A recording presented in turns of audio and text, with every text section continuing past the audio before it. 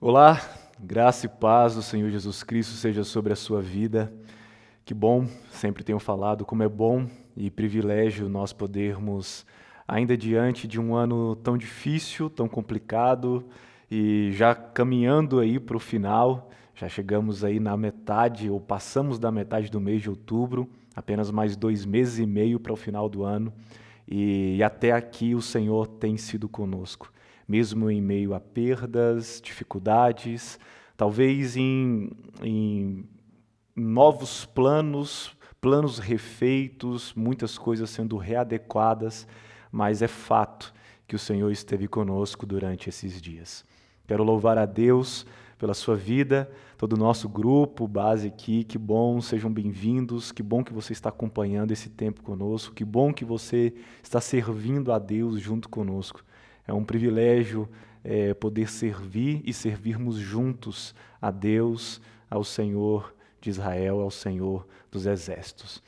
Meus irmãos, nós chegamos agora no terceiro episódio dessa série, continuando a reforma. Eu tenho falado sobre os 5 pontos, ou melhor, o resumo daquilo que foi a reforma protestante, capitaneada por Martinho Lutero lá no século XVI. E esse ano, em outubro, dia 31, nós completamos, então, vamos completar 503 anos desse acontecimento. Lá em 1517, e hoje nós podemos chegar aqui e entendendo que a reforma não acabou. A reforma continua, ela precisa continuar, ela precisa seguir. Então, como é bom e importante nós pensarmos sobre o que as Escrituras dizem, o que o reformador, alguns séculos atrás, estava pensando e como é que isso se aplica hoje para os nossos dias, para o nosso tempo. Eu sou grato a Deus porque textos, traduções chegaram no nosso idioma, chegaram para o português aqui no Brasil e nós temos acesso a muitos desses. Então, eu quero pedir desde já que você abra sua Bíblia comigo no livro de Efésios, capítulos 2, e os versículos de 1 a 10. Efésios 2, versículos de 1 a 10. Sola gratia, ou somente pela graça. O título para a mensagem desse domingo é esse: pela graça vocês são salvos. Efésios 2, versículos de 1 a 10, e eu vou utilizar a Nova Almeida atualizada, versão NAA, tá bom?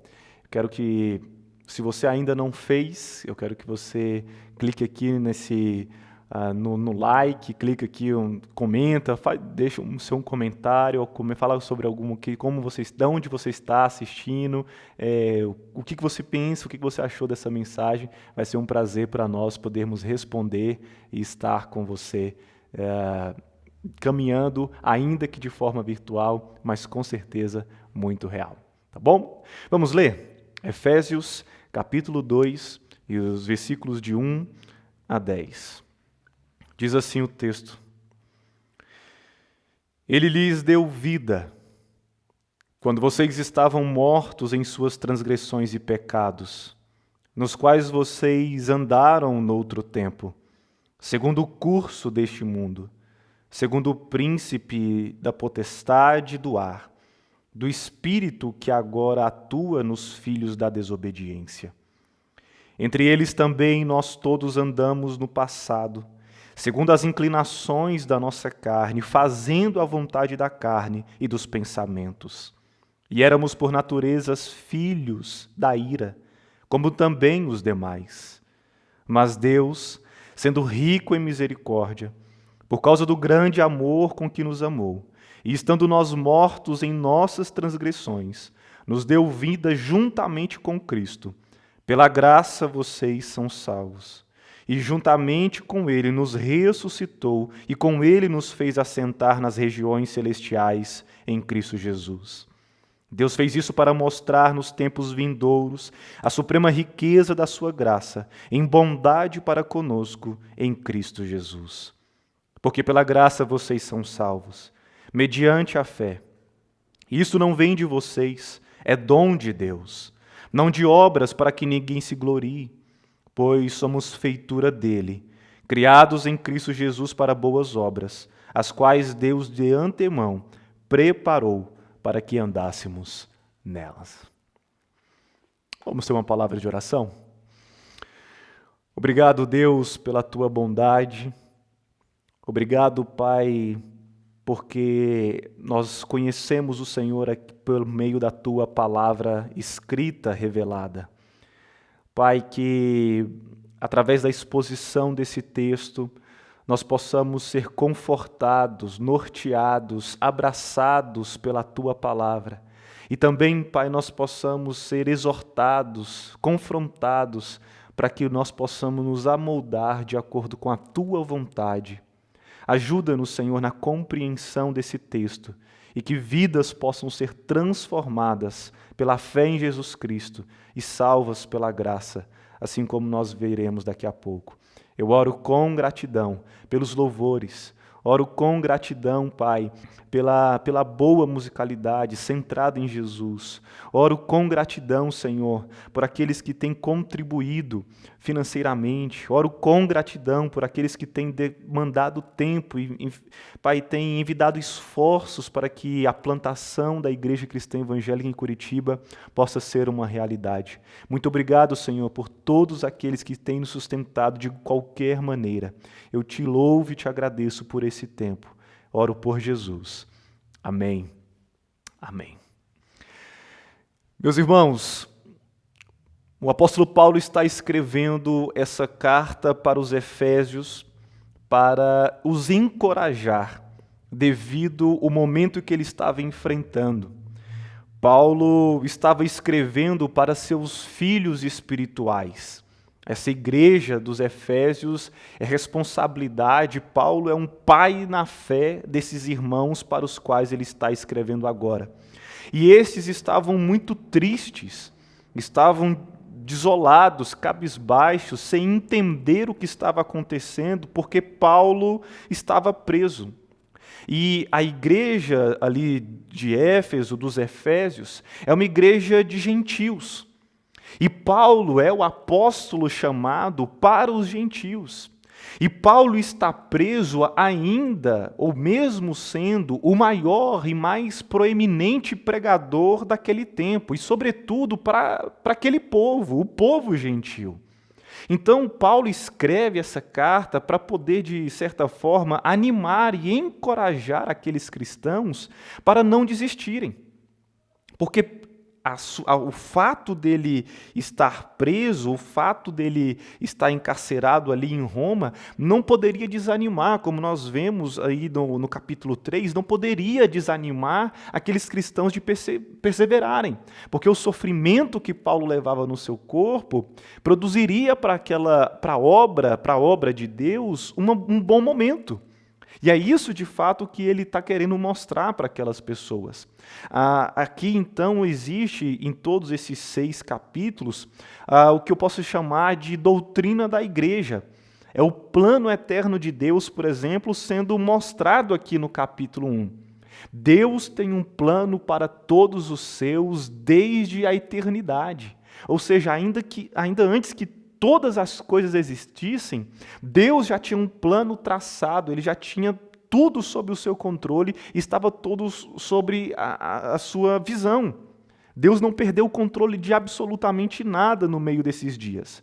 Então, esses Efésios para os quais Paulo estava escrevendo eram gentios, diferente daquele grupo de judeus para os quais inicialmente Jesus é enviado, e agora eles então precisam ser animados.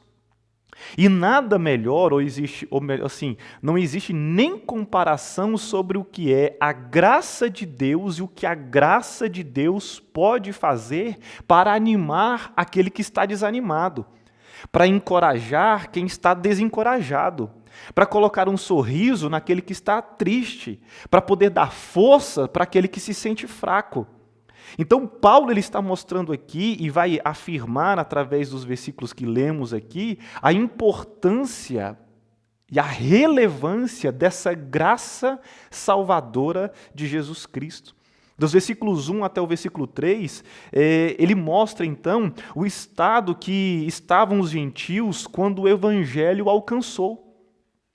Dos versículos 4 a 6, ele mostra a intervenção de Deus na vida deles através da pregação do evangelho de Jesus Cristo. E como Deus reverteu o quadro tenebroso. Porque o quadro que eles estavam inseridos, e a ideia de quadro, né, esse negócio de vídeo, câmera, ação e quadros e, né, aquela coisa toda, a gente está bem ambientado com essas coisas, né, claquete, gravando. O quadro desenhado ali para aquele momento é o pior de todos. Não é um expressionismo lindo do qual você vai ficar ali na sua frente admirado com a qualidade daquele pintor, não. O quadro ali é terrível. O quadro ali é de choro, é de desânimo, é de desolação. E nada mais seria possível de mudar aquela situação a não ser a intervenção de Deus por meio da pregação da palavra, do Evangelho de Jesus Cristo. Então, no versículo 7, ele mostra o propósito de Deus em ter feito tudo isso, em ter feito todas as coisas. E, por fim, dos versículos 8 a 10, a gente vê algumas conclusões do que aconteceu. Então, a sequência que Paulo estabelece aqui é a sequência da história da humanidade. Porque como é que eu vou entender a graça de Deus sem entender o estado que a humanidade está? Como é que eu vou dar a real e verdadeira importância para a manifestação da glória, graça de Deus, sendo que eu não entendo qual é o meu estado, ou qual é o estado de depravação total da humanidade? Então é preciso mostrar a depravação total em qual a humanidade se encontra, para depois mostrar o poder da glória e da graça de Deus derramada sobre os seus eleitos. Se eu não entendo a graça, é impossível entender, então, se eu não entendo, a depravação total da humanidade, é impossível entender a graça. Só se pode entender a graça quando você entende e reconhece a depravação total da raça humana. Como é que eu vou entender um Deus que salva pela graça mediante a fé, sendo que eu não entendi que eu sou totalmente depravado e não há nada de bom nos meus desejos, nos meus anseios, nos meus pensamentos. E só pensamos e fazemos algo bom, como veremos lá no final, no encerramento, no versículo 10, porque Deus quis e criou-nos para que nós, então, fizéssemos essas boas ações. Sem perceber o quão baixo chegamos pelo pecado, jamais entenderemos o quão alto a graça poderá nos levar. A graça é a graça de Deus, não é um presente de uma pessoa, de uma criatura qualquer. É algo vindo do próprio céu para as nossas vidas. Então, Paulo começa aqui no capítulo 2, no versículo 1, mostrar para nós o aspecto em que a humanidade, o mundo se encontra. Ele vai dizer, ele lhes deu vida. É interessante observar que lá no texto grego, ele lhes deu vida, não aparece, não é que não está na Bíblia, mas não aparece originalmente no versículo 1, só vai aparecer no versículo 5. Só que para poder dar uma real intenção daquilo que ele quer dizer no versículo 1, ele coloca ali então essa expressão, ele lhes deu vida. Ele lhes deu vida por quê? Porque quando vocês estavam mortos em suas transgressões e pecados, nos quais vocês andaram no outro tempo, segundo o curso deste mundo, segundo o príncipe das potestades do ar, do espírito que agora atua nos filhos da desobediência. Vocês estavam mortos. Paulo ele está dizendo aqui, mostrando, vocês estavam mortos, vocês não tinham vida. Vocês não reagiam. O morto ele não reage, o morto ele não tem expressão, o morto ele não tem qualquer tipo de sentido, de sentimento, ele está morto. Ele não vai abrir os olhos, ele não vai ter nada. Eu não sei se você já teve a oportunidade de estar num velório, mas eu lembro muito bem que no ano de 2017 e no ano de 2014, foram 2 anos muito marcantes, porque foram anos que eu tive que realizar alguns velórios. E mais especificamente, num desses anos, em janeiro, eu tive que fazer, o pastor titular da igreja, onde eu era auxiliar, ele estava no seu tempo de descanso, e então, durante aquele tempo, eu tive que fazer 3 velórios.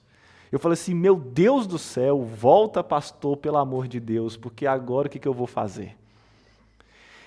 E eu ia ali e, olhando para aqueles corpos, não tem nenhuma reação. E como é triste aquele momento, e famílias e familiares, então, participando ali daquele momento. E, meu Deus, estavam todos tristes, estavam todos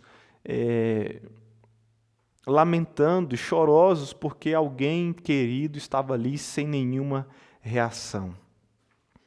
O que nós precisamos entender é que o estado em que nós nos encontrávamos, e muitos ainda se encontram, não adianta você pensar que qualquer coisa vai resolver ou vai trazer vida. Quando você está morto, você não precisa de um AS. Quando se está morto, uma dipirona não resolve. Quando se está morto, não adianta fazer hemodiálise, não adianta fazer nenhum tratamento. Quando se está morto, precisa de ressurreição. E o estado em que nós nos encontrávamos, e muitos ainda se encontram, é de morte. E quem está morto não crê, não decide, quem está morto não quer Deus, quem está morto não ama a Deus. E somente esse Deus é que pode dar vida. E se Deus não nos der a vida, o que vai acontecer? E é isso que está aqui. Vocês, olha lá, vocês estavam mortos em suas transgressões e pecados. São 2 palavras aqui que se separam, mas que têm o mesmo sentido. Vocês transgrediram o limite daquilo que Deus estabelece. Vocês erraram o alvo, que é a glória de Deus. Vocês estavam mortos nos seus pecados, nas suas transgressões. E agora? O versículo 2, já li, mostra então esse estado espiritual e moral que o pecado nos coloca. Veja só, Efésios 4, 17. Isto porquanto digo e no Senhor testifico, não vivam mais como os gentios, que vivem na vaidade dos seus próprios pensamentos, tendo o seu entendimento obscurecido. Veja que importante isso. Separados da vida que Deus concede por causa da ignorância em que vivem, pela dureza do seu coração. Tendo-se tornado insensíveis, eles se entregaram à libertinagem para, de forma desenfreada, cometer todo tipo de impureza. Essa passagem e outras passagens mostra esse estado espiritual e moral com que aquelas pessoas, e muitas pessoas ainda hoje se encontram. O pecado impõe isso, essa dureza, essa insensibilidade do coração, dureza de coração, levados e sendo levados a toda e qualquer condução do mundo. E é interessante que quando usa a palavra mundo, nos quais vocês andavam no outro tempo, segundo o curso desse mundo. Basta você pensar aí num rio. Um rio ele tem um curso, ele tem ali para onde ele está indo. E mundo aqui não é aquele mundo de humanidade, porque Deus amou o mundo, ou seja, humanidade, não. Aqui mundo, esse sistema de valores de pessoas sem Deus, de pessoas que ignoram a Deus, de pessoas que agem de acordo com a cultura desse século, de acordo com o dinheiro que ganham, usam o dinheiro como bem entendem, fazem sexo como bem entendem, deixam-se levar por todo tipo de pensamento como bem entendem, por todos os vícios como bem entendem. Essas pessoas que estão mortas estão seguindo o curso desse mundo. Estão alheios à palavra. Não buscam a palavra. Não amam a palavra. Não prezam pela palavra. São escravos do mundo. E é interessante porque a gente vira e mexe, ouve algum tipo de expressão do tipo, eu não vou para a igreja porque eu quero ser livre. Mas não existe liberdade se não for por Jesus Cristo. Eu gosto da minha liberdade. Não existe isso. Afinal, se você não está em Cristo, você está preso a qualquer tipo de ideologia. E na ideologia, seja lá qual for ela, se o seu cabelo não for curtinho, se você não pendurar uma pochete, se você não vestir a roupa tal, porque você faz parte daquele clã, daquele grupinho, você já vai ser estigmatizado. Aqui não, aqui nós nos vestimos com ordem e decência, mas como nós bem entendemos. Porque a questão não é como nos vestimos, mas para quem nos vestimos. Aqui existe liberdade, lá existe escravidão. Escravos do mundo. O seu cabelo é de acordo com a ideologia, não é de acordo não é para a glória de Deus. E você quer estar bem, você quer estar feliz. Toda regra e ditado é ditada por outro. Não é você que estabelece os seus gostos. São outras pessoas que dizem como é que você deve estar. E a pessoa tão falha e erra tanto quanto você. Você não pode se portar de forma diferente. Será que existe liberdade mesmo fora da palavra? Será que existe alegria, felicidade, contentamento, prazer, se não for por meio da palavra? Versículo 3 diz assim: entre eles também nós todos andamos no passado. Veja que ele se inclui agora. Nós todos andamos no passado. Aqui já é o Paulo judeu, né? Que se inclui naquilo que ele vivia, mas se escrevendo para esse povo. Segundo as inclinações da nossa carne, fazendo a vontade da carne e dos pensamentos, e éramos por natureza filhos da ira, como também os demais.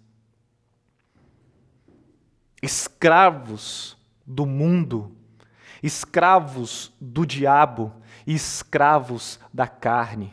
Há um livro muito interessante que eu gosto bastante, de um autor chamado Larry Crabb, fala do mundo, a carne e o diabo. Eu já recomendo que você adquira, se você não tiver, e leia esse livro. Aqui está esse retrato. Vocês são escravos do mundo, das ideologias, dos pensamentos. O dinheiro manda em você e você pensa que pode fazer o que lhe bem entende.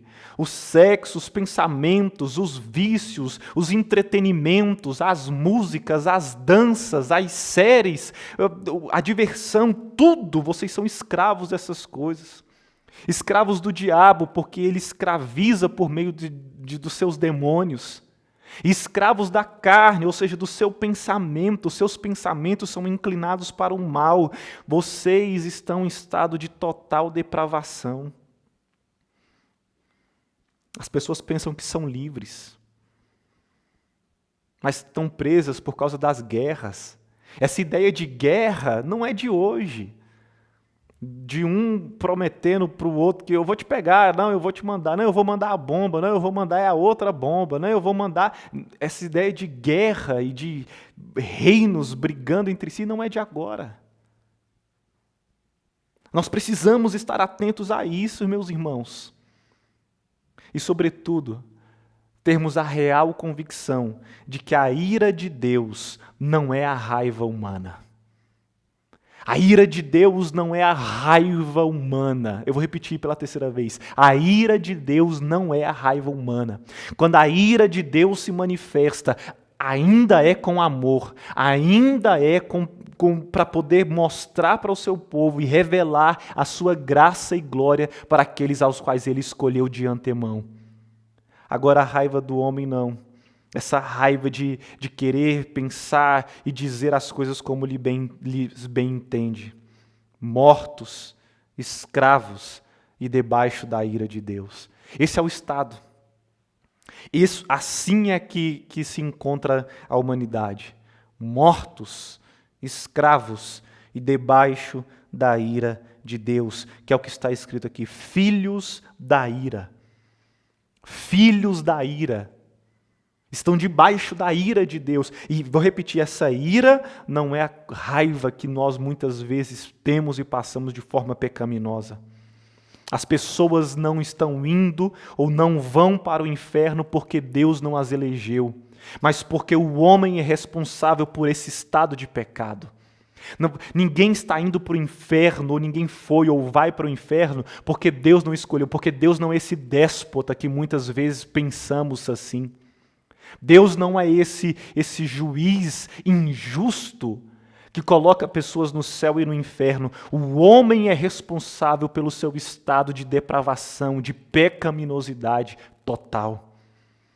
Mas, meus irmãos, a boa notícia, graças a Deus por isso, a boa notícia começa no versículo 4. Mas Deus, para esse momento de depravação total, para esse estado de escravidão, de morte, de chamados filhos da ira, debaixo da ira de Deus, sempre tem o mas Deus. E é muito importante você e eu sabermos disso. Como é importante eu e você sabermos dessa conjunção adversativa, mas Deus, sendo rico em misericórdia. Esse Deus que é rico em bondade, esse Deus que é rico em misericórdia, que não nos dá segundo aquilo que nós merecemos, esse Deus que é rico em misericórdia, mesmo nós estamos mortos em nossos delitos, veja que há o requinte da crueldade, né? Nós estávamos mortos nos nossos delitos, nós estávamos presos num lamaçal de pecado, nós estávamos andando em trevas, sob trevas e não vendo nada por causa das trevas, mas Deus que é rico em misericórdia, ainda nós estando dentro de mortos, dentro de lápides frias, fadado a um local chamado inferno, onde haverá choro e ranger de dentes. Mesmo nós estando lá, Ele nos deu vida. Veja a expressão que agora começa a aparecer aqui. A versão que foi utilizada lá no versículo 1, aqui para poder fazer sentido no texto. Ele nos deu vida. Versículo 5. E estando nós mortos em nossas transgressões, nos deu vida juntamente com Cristo, pela graça vocês são salvos. Pela graça sois salvos. Você não é salvo ou você não tem vida por outra coisa qualquer, mas é porque Deus te deu essa vida. Pela graça vocês são salvos. Pela graça vocês são tirados do inferno e colocados no reino dos céus. Pela graça vocês são salvos. Não é e nunca vai ser por nenhum tipo de obra humana, mas somente pela graça de Deus. E graça é um gift, graça é um presente, graça é algo que Deus te dá, mesmo sem eu e você merecermos. E mais do que isso, porque Ele só pode dar a vida, ou Ele dá a vida por meio de Jesus Cristo. Sou eu com quem, juntamente com quem nós estaremos assentados à direita de Deus. E é interessante observar num trono, no alto da sua glória, da sua majestade, e é interessante que aqui em Curitiba tem o alto da glória, né? No alto da sua glória, o seu trono de majestade, o local à direita de Deus Pai, é o local aonde nós vemos então Jesus, é o local reservado para Jesus, é o herdeiro do reino, é o herdeiro que está ali assentado à direita de Deus em Jesus Cristo, é onde nós estaremos. Então, de mortos e escravos e filhos da ira, agora nós somos feitos vivos, livres e filhos de Deus. Que importante.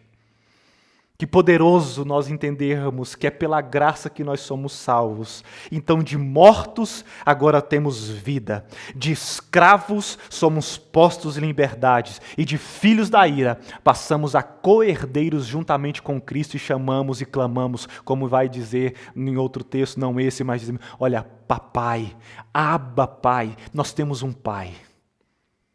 Filhos de Deus. E juntamente com Ele nos ressuscitou, e com Ele nos fez assentar nas regiões celestiais em Cristo Jesus. Nós temos um lugar, nós temos um local, e esse local é a destra de Deus Pai, junto com Cristo. Agora, nós que estávamos mortos, agora nós temos vida. E por que Deus fez isso? Por que Deus fez isso? Qual é o propósito de Deus ter feito todas essas coisas e permitido que todas as coisas acontecessem? É uma resposta incrível. Para mostrar a sua graça, para mostrar a sua glória, para o louvor da glória do seu nome, para o louvor da glória de Deus. O homem buscar a sua glória é algo imoral, é algo amoral. Se eu faço qualquer coisa esperando ter algum reconhecimento e alguma glória, que é tão sem noção isso. Agora Deus, Ele faz tudo e todas as coisas para o louvor da sua glória. E aí vem uma pergunta que muitas pessoas fazem. Por que Deus criou o mundo? E aí a resposta está aqui. Deus fez isso para mostrar nos tempos vindouros a suprema riqueza da sua graça. Tá, e por que Deus colocou Adão no paraíso? Por que ele, sabendo que ele ia pecar? Porque Deus faz isso para mostrar nos tempos vindouros a suprema riqueza da sua graça. E por que então que Deus me formou? Por que Deus me criou? Por que eu existo? Eu não entendo para que Ele me criou. Deus fez isso para mostrar nos tempos vindouros a suprema riqueza da sua graça. E por que eu estou vivendo essa situação tão difícil e tão complicada? Porque Deus fez isso para mostrar nos tempos vindouros a suprema riqueza da sua graça. E por que então que existe um plano da salvação? Deus fez isso para mostrar nos tempos vindouros a suprema riqueza da sua graça. Deus faz todas as coisas para o louvor da sua glória, para mostrar hoje e no futuro, nos tempos que estão por vir, a suprema riqueza da sua graça. A graça e a glória de Deus será sempre evidente, porque é um dom de Deus. Não é obra feita por nossas mãos. Versículo 8, porque pela graça vocês são salvos, mediante a fé, e isso não vem de vocês, é um dom de Deus. É um dom de Deus. Nós não fizemos por merecer, Ele simplesmente quis. As nossas obras ou a qualidade daquilo que fazemos não pode transformar aquilo que Deus já fez. Ele escolheu fazer.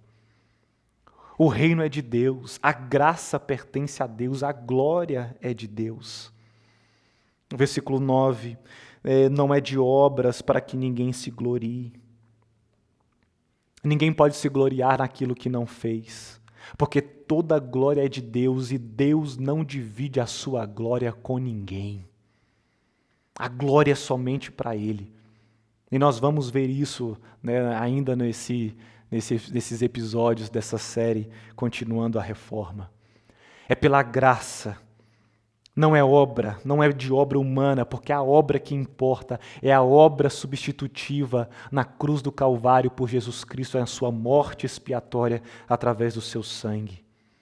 E para que nós possamos entender isso, já que é pela graça e não é por aquilo que eu faço, Então, qualquer atitude minha, então eu não preciso, já que é pela graça que eu sou salvo, e isso é mediante a fé, então eu posso fazer aquilo que bem entendo, já que Deus me salvou por meio de Jesus Cristo, então eu posso fazer, não importa aquilo que eu faço, porque se o pecado que eu cometo não me tira do céu, e aquilo que eu vou fazer de bom também não me coloca lá, então eu posso fazer aquilo que eu bem entendo. Aí Paulo escrevendo para os gentios lá de Éfeso, e para mim, para você hoje, ele vai falar assim, calma, versículo 10, olha, pois somos feitura dele, criados em Cristo Jesus para boas obras, as quais, ou seja, essas boas obras, as quais Deus de antemão preparou para que andássemos nelas.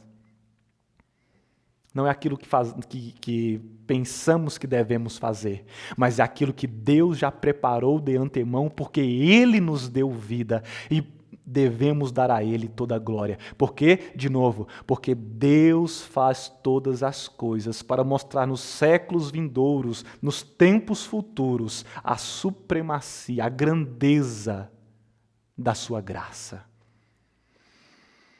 É pela graça do começo ao fim. Não é que começa pela graça, sai da graça, cai da graça e depois volta para a graça. Do começo ao fim é pela graça. Porque, em primeiro lugar, a graça é que nos salva. É a graça que me salva. É aquilo que Deus fez, abrindo mão de toda a sua glória, para que morresse na cruz. E eu estou numa maratona de leitura do Novo Testamento em 90 dias. Quero até te convidar para participar.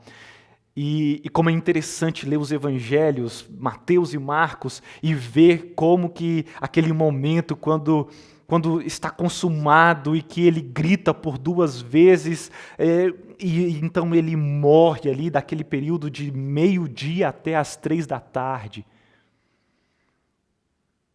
Estava consumado.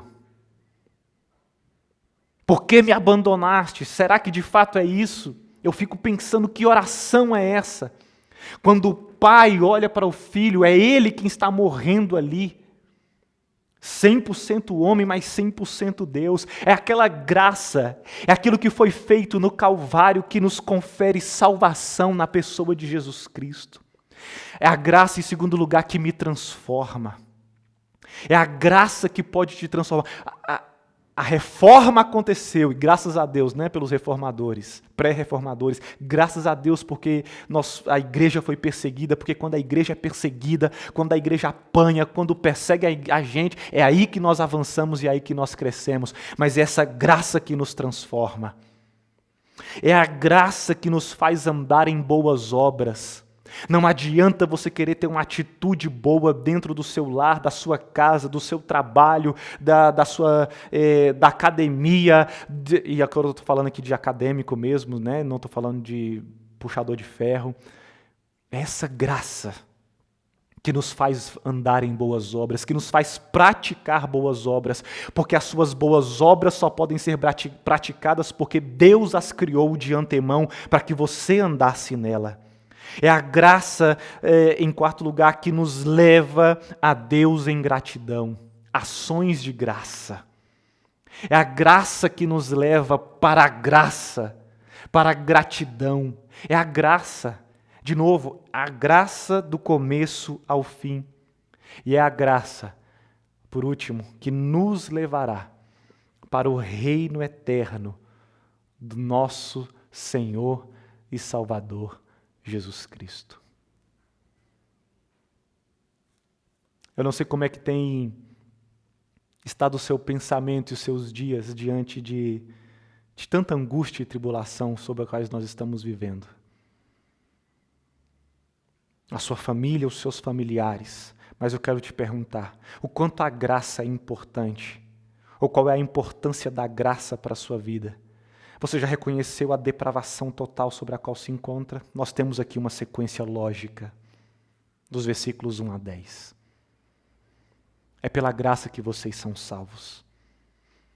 Nós temos uma responsabilidade de boas atitudes, de boas ações, de cuidado, responsabilidade com tantas coisas, mas é pela graça que nós temos e vivemos e praticamos essas ações, porque foi o Senhor quem as fez. Agora, muito mais do que as nossas boas atitudes, nós precisamos cuidar de nós, no sentido de entendermos, de fato eu não tenho nada, e Deus fez isso para mostrar nos tempos vindouros a suprema riqueza da sua graça. Pela graça vocês são salvos. Não vem de você.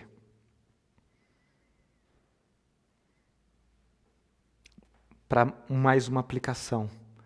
Para de tentar viver por você mesmo. Contente por você mesmo. Grato por você mesmo. Com uma boa atitude por você mesmo, com um bom pensamento por você mesmo.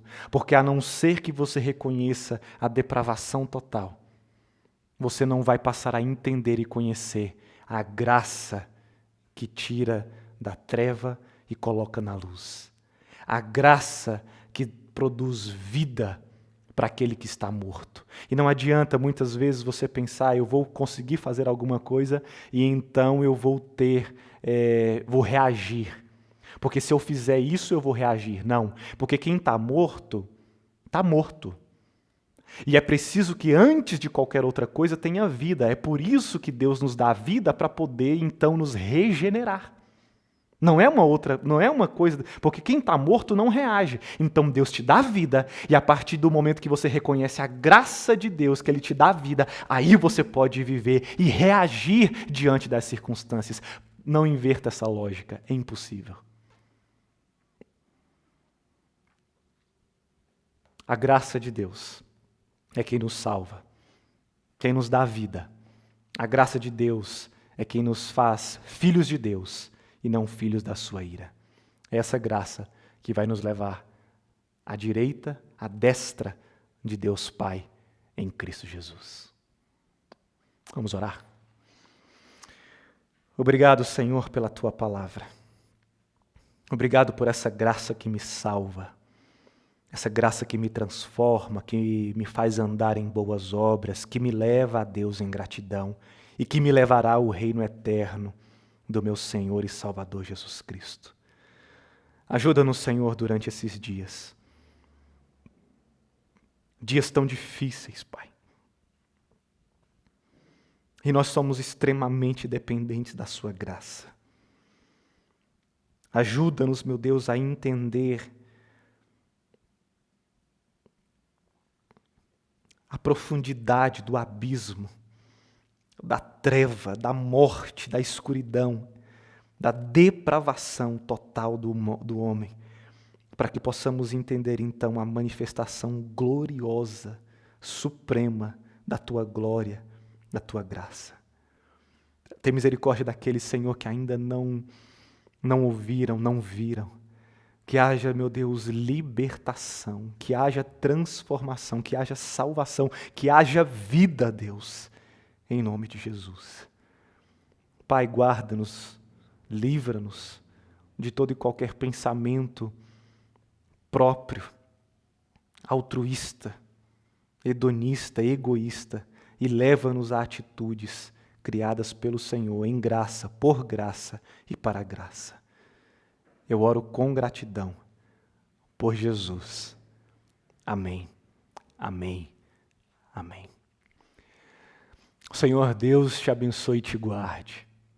O Senhor Deus, Ele faça resplandecer o rosto dEle sobre você e tenha misericórdia de você. Que o Senhor Deus, Ele volte o rosto dEle sobre você e te dê a paz. Que essa seja uma semana incrível de experimentar a bondade e a graça de Deus. Que o restante desse mês e desse ano de 2020, que você possa ouvir e ver e experimentar essa graça de Deus para você e para aqueles que estão próximos de você. Se você quer conhecer um pouco mais, eu quero que você esteja atento nas nossas mídias, redes sociais, o site está aqui na descrição desse vídeo, www.icecuritiba.org. Nós estamos a poucos dias de iniciarmos os nossos cultos presenciais, um marco na nossa história. E se você é de Curitiba, eu quero convidar para você estar conosco participando desses dias. Na sequência dessa semana, se Deus permitir, nós já vamos começar a soltar os nossos vídeos, né, junto com o meu amigo Jack, tem sempre estado com a gente, caminhado, sou grato a Deus pela vida dele, junto com o Vinícius, com o Felipe, que tem aparecido aqui, junto com o pastor Estevão, Ricardo, Léo, tantas pessoas, homens de Deus que Deus tem usado e levantado, junto com suas esposas, famílias, para caminhar junto com a gente aqui. Então fique ligado, aguarde, porque nós cremos que Deus irá fazer grandes coisas aqui nesse lugar. O melhor de Deus já veio, mas Deus ainda vai fazer muitas coisas aqui neste lugar. E essa tem sido a nossa oração, que nós sejamos uma igreja saudável para uma cidade viva. Assim nós temos orado, crido e trabalhado para que a graça de Deus se manifeste e que nós possamos ajudar aqueles que já têm feito algo aqui nessa cidade para o louvor da glória de Deus. Tá bom? Vamos juntos, vamos caminhar juntos, vamos fazer com que essa graça seja mostrada aqui por toda Curitiba, região metropolitana, Paraná, sul do Brasil. Eu creio no Evangelho de Jesus Cristo sendo pregado em toda a nossa nação. Deus abençoe sua vida, tenha um ótimo dia, um ótimo momento para aproveitar com todos os seus. Um grande abraço.